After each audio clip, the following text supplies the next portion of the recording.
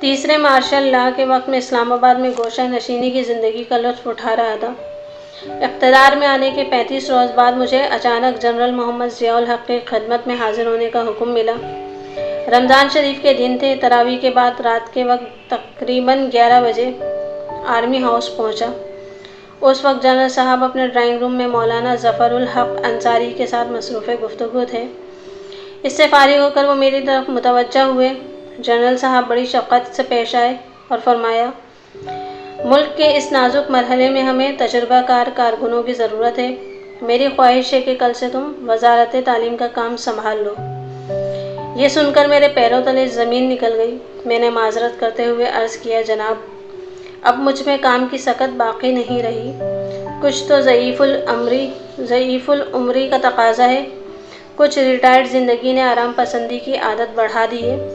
اس کے علاوہ میں کچھ عرصے کے لیے لندن جا کر اپنے دوست ابن انشا کی عیادت کرنا چاہتا ہوں۔ جنرل صاحب مسکراتے رہے اور فرمایا، کوئی بات نہیں، ضرور جاؤ۔ وزارت تعلیم کے سیکرٹری ڈاکٹر محمد اجمل چند روز میں یونیسکو کی کسی تعلیمی کانفرنس کے لیے جینوا جا رہے ہیں۔ میں تمہیں ان کے ساتھ ایک ڈیلیگیٹ کی حیثیت سے بھیج رہا ہوں، وہاں سے لندن بھی ہو آنا۔ واپسی پر پھر بات ہوگی۔ میں نے اس وقفے کو غنیمت سمجھا اور ڈاکٹر اجمل کے ساتھ پہلے جینوا پھر لندن چلا گیا۔ ہم کچھ روز ابن انشا کے ہاں ٹھہر کر واپس اسلام آباد آ گئے۔ میں اس خوش فہمی میں مبتلا تھا کہ میری ٹال مٹول پہچان کر اب وزارت تعلیم میں کام کرنے کی بات آئی گئی ہوگی، لیکن میرے کئی عزیزوں اور دوستوں نے جو فوج میں ملازم تھے مطلع کیا کہ JHQ کے افسروں کے ایک میٹنگ سے خطاب کرتے ہوئے جنرل ضیاء الحق نے میرا نام لے کر بتایا کہ انہوں نے شعبہ تعلیم کے لیے مجھے منتخب کر رکھا ہے۔ اس کے علاوہ کویت سے میرے ایک دیرینہ دوست کا مبارکباد کا خط آیا کہ مشرق وسطیٰ کے دورے پر کسی مقام پر پاکستانیوں کے ایک مجمع میں تقریر کرتے ہوئے جنرل صاحب نے پھر یہی بات دہرائی۔ مجھے تشویش تو ضرور لاحق ہوئی، لیکن میں خاموشی سے کان لپیٹ کر اسلام آباد میں بیٹھا رہا۔ اس دوران چیف مارشل لا ایڈمنسٹریٹر اور صدر مملکت جنرل محمد ضیاء الحق کو اپنی مرضی کے دوسرے نورتن مل گئے تھے۔ میں ان کا تہہ دل سے مشکور ہوں کہ انہوں نے نہ تو اس موضوع پر پھر کوئی بات چھیڑی اور نہ ہی کسی قسم کی ناراضگی کا اظہار کیا۔ اگر خدا نخواستہ میں لالچ میں آ کر یہ پیشکش قبول کر لیتا تو مجھے یقین ہے کہ 90 روز کے مارشل لا کو 8.5 سال تک تول دینے کا سہرا بھی اسی خاکسار کے سر باندھا جاتا۔ صدر ایوب کے زمانے میں جب انہوں نے جگہ جگہ عام جلسوں میں سوال اور جواب کا سلسلہ شروع کیا تو میرے دوست سید محمد جعفری نے اپنے مخصوص اور منفرد رنگ میں یہ پھبتی اڑائی، یہ سوال و جواب کیا کہنا، صدر عالی جناب کیا کہنا، کیا سکھایا ہے، کیا پڑھایا ہے، قدرت اللہ شہاب کیا کہنا۔ سید محمد جعفری بڑے بلند پایا اور ہر دل عزیز شاعر تھے۔ ان کے نام کی وجہ سے یہ اشعار بہت سے حلقوں میں زبان زد و خاص و عام ہو گئے۔ اس شہرت نے یہ ظلم ڈھایا کہ ہر کوئی یہ سمجھنے لگا کہ صدر ایوب میرے اشارے پر ناچتے ہیں اور ان کا ہر فیصلہ میرے مشورے کا مرہون منت ہے۔ چنانچہ جب رائٹرز گلڈ قائم ہوا تو کچھ نے یہی سمجھا کہ میں نے ترپ چال چل کر ادیبوں اور دانشوروں کے تمام انڈے صدر ایوب کی جھولی میں ڈال دیے ہیں۔ سرکاری درباری حلقوں کو ضد تھی کہ صدر ایوب کے اعتماد کا فائدہ اٹھا کر یہ ادارہ سرخوں کی کمین گاہ کے طور پر استعمال ہو رہا ہے۔ جب پاکستان ٹائمز اور امروز اور لیل و نہار پر حکومت نے زبردستی اپنا قبضہ جمایا، اسے بھی میرے ذہن کارسا کا نتیجہ قرار دیا گیا۔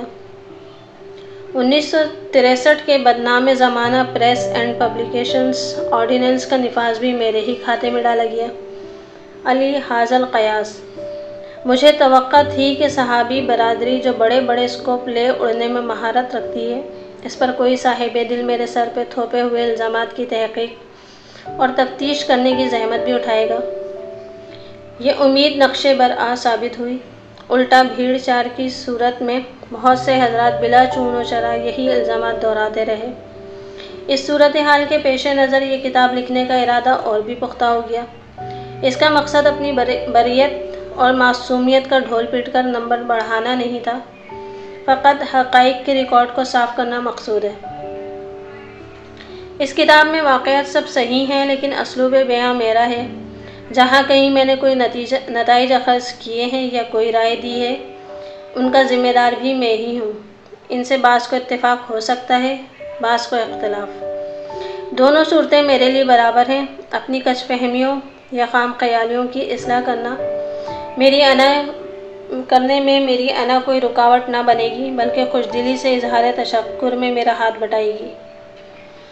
کچھ صاحبان کو گلہ ہے کہ جو واقعات چٹخارے لے کر میں اب سنا رہا ہوں، اس وقت خاموش کیوں رہا جب یہ سب کچھ وقوع پذیر ہو رہا تھا۔ میں ایک مثالی بیوروکریٹ تو نہیں، لیکن قدرے اچھا بیوروکریٹ ضرور ہوں۔ اچھا بیوروکریٹ بننے کے لیے چند اصولی شرائط لازم ہیں۔ ایک تو یہ کہ جب کسی معاملے میں اس کا مشورہ طلب کیا جائے تو اس پر اپنی بے لاگ رائے کا بے خوفی سے اظہار کرے۔ اگر اس کی رائے کے مطابق فیصلہ ہو گیا تو پھر بصورت دیگر اگر اس کی رائے یا مرضی کے خلاف فیصلہ ہوا تو وہ ایک اچھے بیوروکریٹ کے سامنے صرف دو ہی راستے ہوتے ہیں، ایک یہ کہ فیصلہ اس کی خواہش کے مطابق ہو یا مخالف۔ اس کا فرض ہے کہ وہ سر تسلیم خم کر کے اس پر دیانتداری سے عمل درآمد شروع کر دے، بصورت دیگر استعفیٰ دینے پر ہمت چست کرے اور ملازمت چھوڑ کر جو جی چاہے کہے سنے۔ اپنی سروس کے دوران میں ان دونوں راستوں پر چلا ہوں، پہلے پر زیادہ، دوسرے پر کم۔ میرے کمزور ضمیر نے مجھے فقط 4 بار استعفیٰ پیش کرنے پر آمادہ کیا۔ چوتھی بار جب میرا استعفیٰ منظور ہوا، اس وقت میری ملازمت کے 7-8 برس باقی تھے۔ میں اسے اپنا کمال تو نہیں سمجھتا جس پر اتراتا پھروں، لیکن مطمئن ضرور ہوں۔ ریٹائرمنٹ کے بعد ہر سرکاری ملازم کو حق حاصل ہے کہ وطن کے دفاع اور سالمیت کے اسٹیٹ سیکرٹس، امور ریاست کے راز فاش کیے بغیر وہ اپنے مشاہدات اور تجربات کو آزادی کے ساتھ بیان کرے۔ میں نے اسی موقف کو اپنا کر یہ کتاب لکھی ہے۔ دنیا بھر میں بھی یہی چلن رائج ہے۔ اس میں کئی اہم واقعات تشنہ اظہار رہ گئے، مثلاً بنگلہ دیش کے قیام کا پس منظر، عوامل اور عواقب، یا ذوالفقار علی بھٹو کی 5 سالہ دور حکومت اور جنرل محمد ضیاء الحق کے 8.5 برس کا مارشل لاء۔ یہ موضوعات اتنے اہم اور دور رس ہیں کہ ان میں سے ہر ایک پر پوری کتاب لکھی جا سکتی ہے۔ ان ادوار میں میرے پاس ایسا کوئی ذریعہ نہ تھا کہ کسی حکومت یا حکمران کے بارے میں اندرون خانہ کی باتیں معلوم کر سکوں۔ اگرچہ میں نے حمود الرحمن کمیشن رپورٹ پڑھی ہوئی ہے، لیکن کسی وجہ سے حکومت نے آج تک اسے ایک انتہائی خفیہ راز کے طور پر چھپا رکھا ہے۔ اس رپورٹ کی روشنی میں کوئی بات لکھنا ایک سول سرونٹ کے ضابطۂ کردار کے منافی ہوگا۔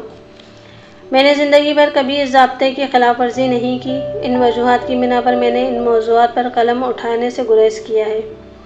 میں امید رکھتا ہوں کہ کسی وقت کوئی اہل دل اور ان ادوار کے احوالات کو قلم بند کرنے کا حق ضرور ادا کرے گا۔ اس کتاب کا مقصد کسی فرد کی جان بوجھ کر کردار کشی، بت شکنی یا بت تراشی کرنا نہیں۔ جو لوگ تاریخ کا حصہ بن جاتے ہیں، ان کی ذات انفرادی نہیں رہتی، بلکہ اپنی طرز کا ایک ادارہ بن جاتی ہے۔ تاریخ کی سرچ لائٹ نہایت تیز اور بے رحم ہوتی ہے۔ اس کی شعاعوں کی روشنی میں ہر شخص اور ادارے کے حقیقی قد و قال سامنے آ جاتے ہیں۔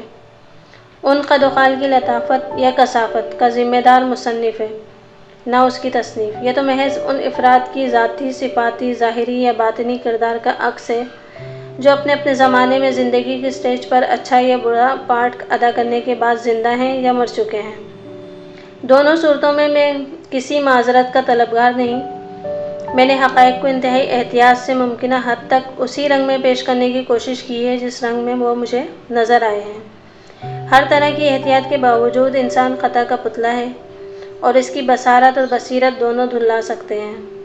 اس لیے میں حتمی طور پر اپنی پارسائی یا معصومیت کا دعویٰ کرنے سے بھی معذور ہوں، اور اللہ تعالیٰ کی شان توابی، ستاری، غفاری اور بے نیازی کا سہارا لے کر ان تمام جرائم کا اقرار کرتا ہوں جن کا مجھے علم ہے اور جن کا مجھے علم نہیں۔ محترمہ ادا جعفری نے اسلام آباد میں ایک گھریلو قسم کے ادبی تنظیم سلسلہ کے نام سے قائم کر رکھی تھی۔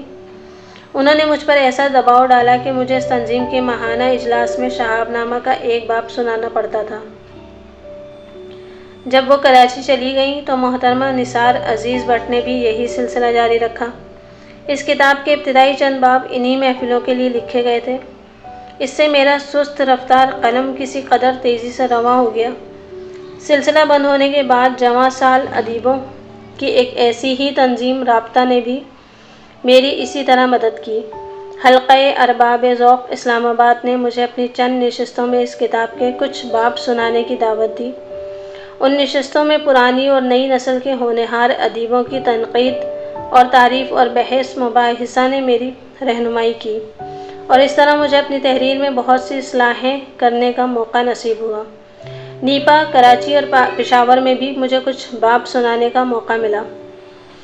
ان اداروں میں تربیت پانے والے سینئر سرکاری افسران کا رد عمل میرے بہت کام آیا۔ سیارہ ڈائجسٹ، معاصر، دستاویز، نیا دور اور تخلیقی ادب جیسے رسالوں میں میرے کچھ باب شائع ہوئے۔ انہیں پڑھ کر بہت سے قارئین نے ان میں کچھ خطوط ایسے قد آور ادیبوں کی جانب سے بھی تھے جن کی قدر افزائی میرے لیے باعث افتخار ہے۔ اس کتاب کا پورا مسودہ ممتاز مفتی بانو قدسیہ اور اشفاق احمد نے حرف بحرف پڑھ کر اپنی مثبت تجاویز سے قدم قدم پر میری رہنمائی فرمائی ہے۔ ان سب اداروں، رسائل اور احباب کا لفظی شکریہ ادا کر کے میں ایک فرسودہ رسم دہرانا نہیں چاہتا۔ میرا دل ہی جانتا ہے کہ میں ان سب کا کس قدر ممنون احسان ہوں۔ اللہ تعالیٰ ان سب کو خوش اور خوشحال رکھے۔ قدرت اللہ شہاب۔